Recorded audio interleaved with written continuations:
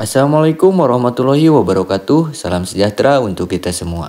Ketemu lagi bersama channel Kang Mumu, di mana pada kesempatan kali ini Kang Mumu akan membagikan informasi mengenai dua jenis padi yang lagi populer di tahun 2023 dan menjadi rekomendasi di tahun 2024. Kedua jenis padi ini merupakan jenis padi yang memiliki produksi yang sangat tinggi dan juga daya ketahanan terhadap hama dan penyakit yang sangat tinggi.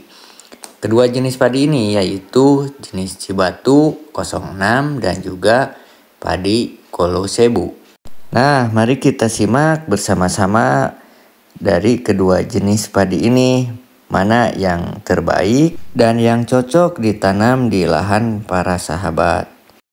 Yang pertama yaitu jenis padi Cibatu 06.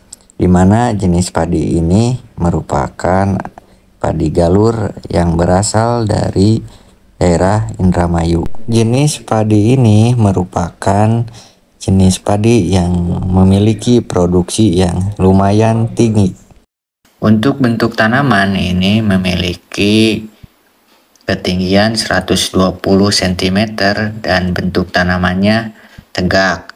Untuk daun bendera sendiri ini tegak ya, sehingga burung pipit tidak menyukai jenis tanaman padi ini.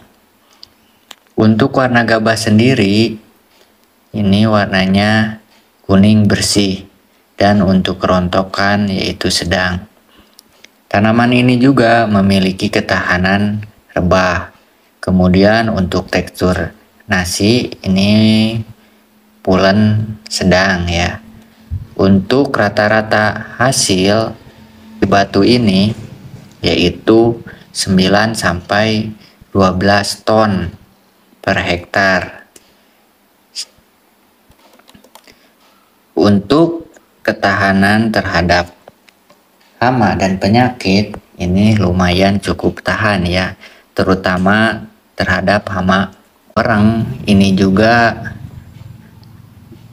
tahan terhadap penyakit hawar daun bakteri biotipe 3 dan hawar daun biotipe 4. Cibatu 06 ini digadang-gadang merupakan pesaing Impari 32 karena potensi yang sangat memukau, bisa mencapai 12 ton per hektarnya. Ini merupakan rekomendasi untuk para sahabat Kang Mumu ditanam di musim penghujan ataupun di musim kemarau.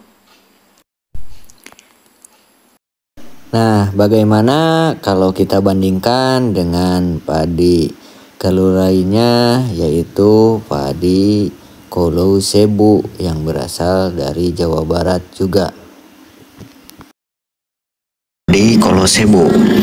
Jenis padi ini merupakan jenis padi lokal yang berasal dari Jawa Barat. Untuk umur benih padi ini yaitu usia panennya 90 sampai dengan 95 hari setelah tanam. Untuk anakan 30 sampai dengan 45 anakan per rumpunnya. Untuk jumlah bulir sendiri yaitu 220 sampai dengan 300 bulir per malainya. Lumayan banyak ya. Untuk berat bobot gabah per 1000 bulir ini lumayan 30 gram.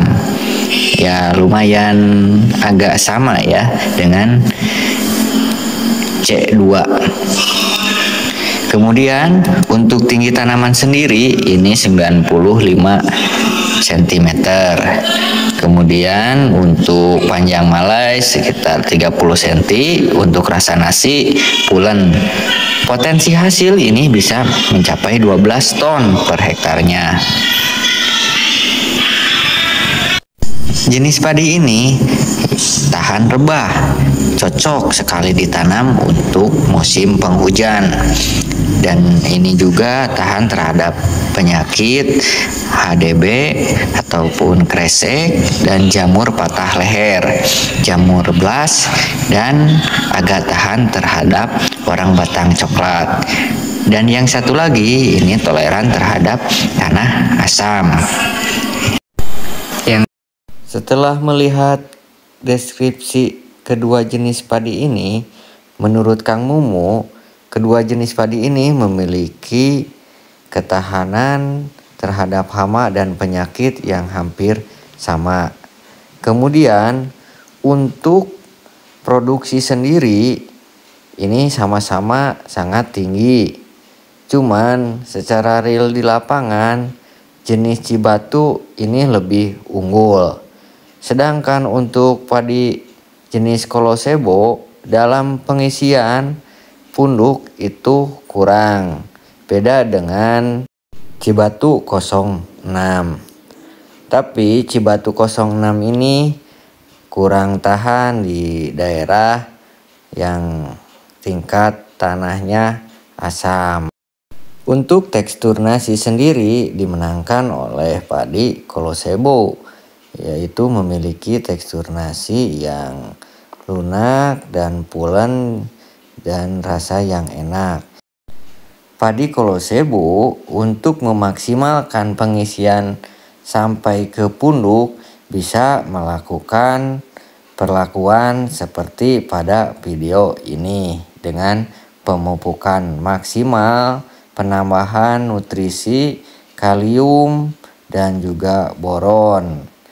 Untuk lengkapnya bisa disimak ya para sahabat.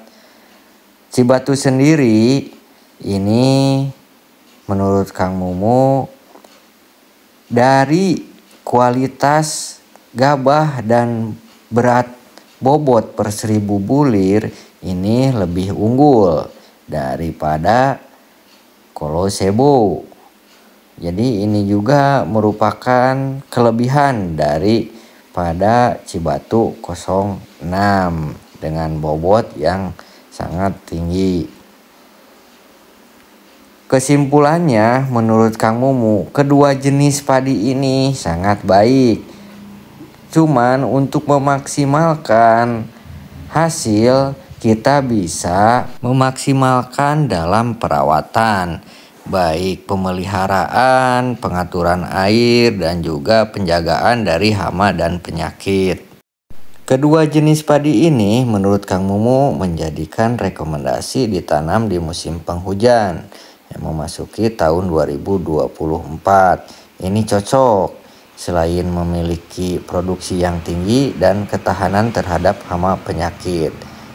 Saran dari Kang Mumu sebaiknya dalam pemupukan di waktu musim penghujan, kurangilah unsur nitrogen, biasa yang menggunakan urea ataupun jenis yang lainnya bisa dikurangi. Selain itu, pH tanah akan menjadi turun di kala musim penghujan. Sebaiknya lakukanlah pengapuran atau pemberian pupuk organik. Untuk lebih jelasnya bisa dilihat pada video yang ini.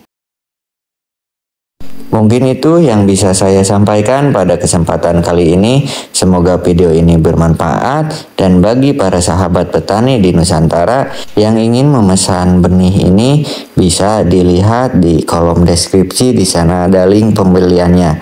Dan bagi para sahabat tani di Nusantara yang pernah menanam jenis padi ini, silahkan berkomentar, berbagi pengalaman. Akhirul kalam, wassalamualaikum warahmatullahi wabarakatuh.